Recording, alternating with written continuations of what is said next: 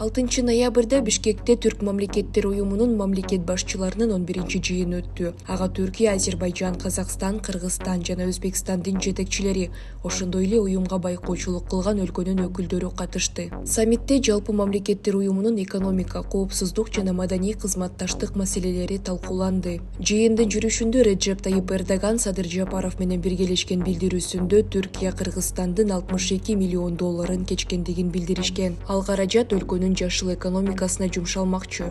Андан тышкары Түркиянын президенти Түркия, Азербайжан жана Түндүк Кипр орток алфавитке өтүүгө даяр экендигин айтып, Кыргызстанды, Казакстанды, Өзбекстанды жана Түркменистанды да ушул чечимди кабыл алууга чакырды. İnşallah hep beraber. Объединившись, работая вместе, мы приведем наше объединение ко многому. Наше заседание принесет много хорошего для тюркского мира и усилит сотрудничество и дружбу. Считаю, что необходима трансформация, если мы будем сотрудничать в рамках организации тюркских государств. Турция, Азербайджан, Северный Кипр готовы перейти на единый тюркский алфавит. Ожидаем решения Казахстана, Кыргызстана, Узбекистана и Туркменистана. Жыйынтыгында уюмга мүчө өлкөлөрдүн лидерлери тарабынан төмөнкү документтер кабыл алынды. Түрк мамлекеттер уюмунун 11-саммитинин Бишкек декларациясы. Туруктуу келечек үчүн биримдик түрк жашыл көз карашын кабыл алуу чечими. 2025-жылы Бишкек шаарын Түрк мамлекеттер уюмунун санариптик борбору деп жарыялоо жөнүндө чечим.